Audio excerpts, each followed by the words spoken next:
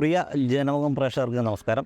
നമ്മളിപ്പോൾ നിൽക്കുന്നത് കോട്ടയം ജില്ലയിലെ എരുമേലി എന്ന സ്ഥലത്താണ്. എരുമേലി നമ്മുടെ പുതിയൊരു അതിഥിയാണ് നമ്മളിന്ന് പരിചയപ്പെടുന്നത്.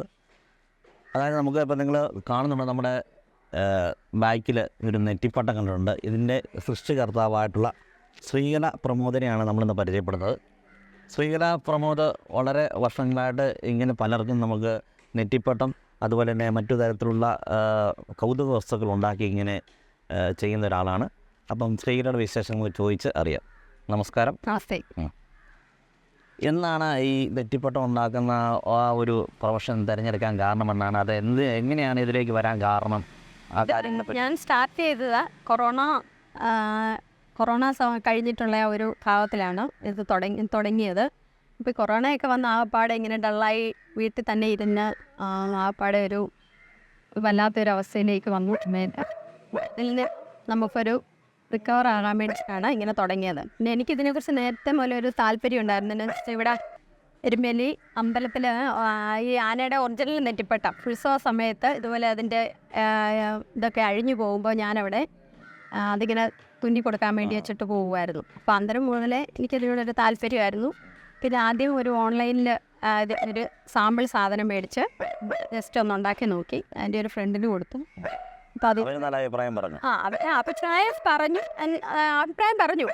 ഇപ്പോൾ എന്നോട് പറഞ്ഞു തുടരിൽ ഇപ്പം ആദ്യമായിട്ടായി കഴിയുമ്പോൾ ഇപ്പം അതിൻ്റെ ഷേപ്പ് ഓർക്കുമ്പോൾ എനിക്ക് തന്നെ ഇപ്പം ചിരി വരും.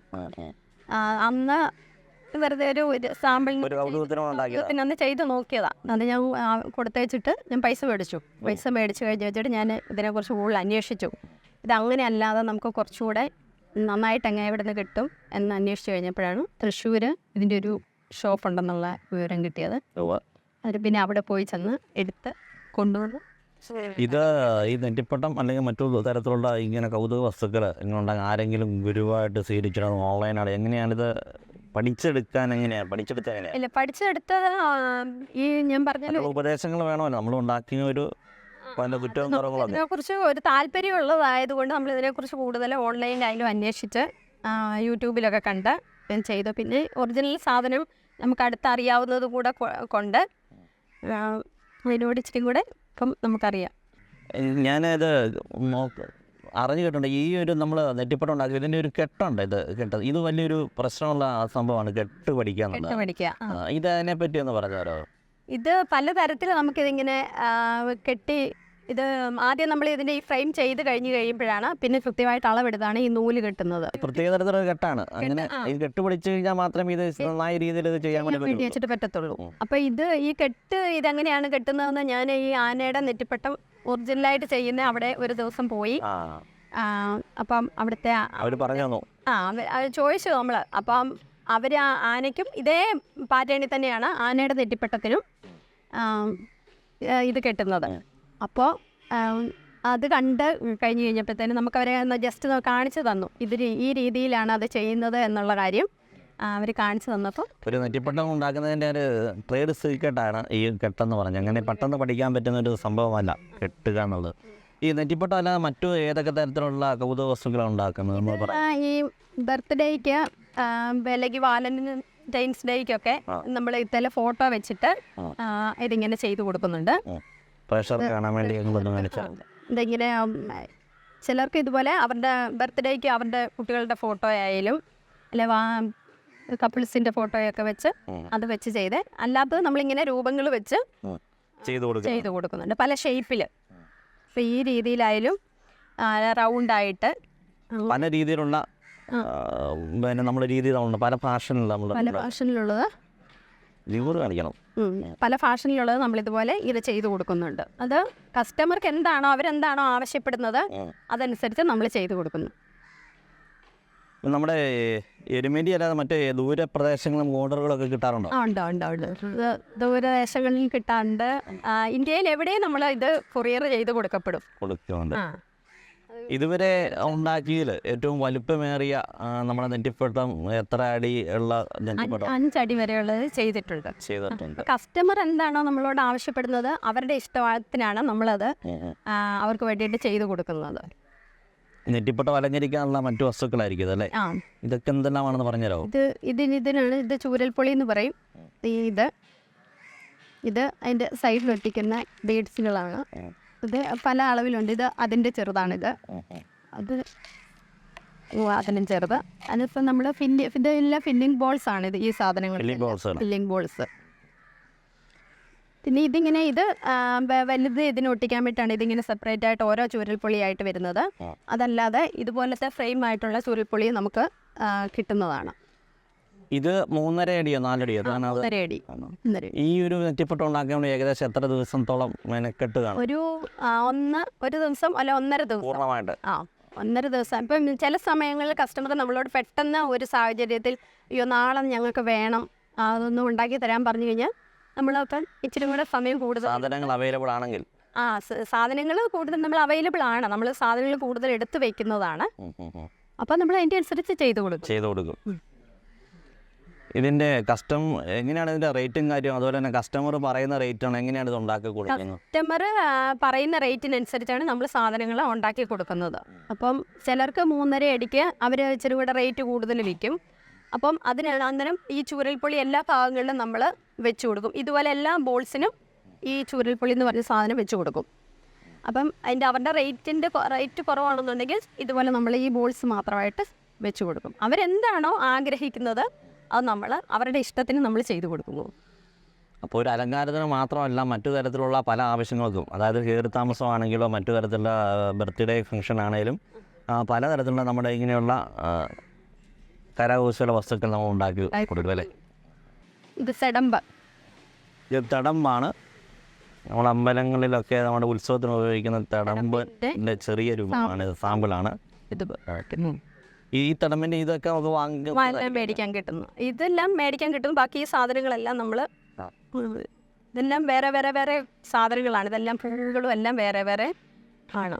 പിന്നെ നമ്മൾ ഇതിങ്ങനെ സെറ്റ് ചെയ്ത് വീട്ടിൽ നിന്ന് ഭർത്താവായ പ്രമോദും മറ്റു കുട്ടികളൊക്കെ എങ്ങനെയാണ് ഇതിനെ സഹകരിക്കുന്നത്? അവരുടെ പ്രോത്സാഹനമൊക്കെ ഉണ്ടോ? അവരുടെ പ്രോത്സാഹനം കൊണ്ടാണല്ലോ നമ്മളിത് മുമ്പോട്ട് പോകുന്നത്. ഇപ്പം ചിലപ്പോൾ ഇതുപോലെ പെട്ടെന്നൊക്കെ ചെയ്തു കൊടുക്കണം എന്ന് പറഞ്ഞു കഴിയുമ്പോഴത്തേന് വീട്ടിലെ കാര്യങ്ങൾ അവരും കൂടെ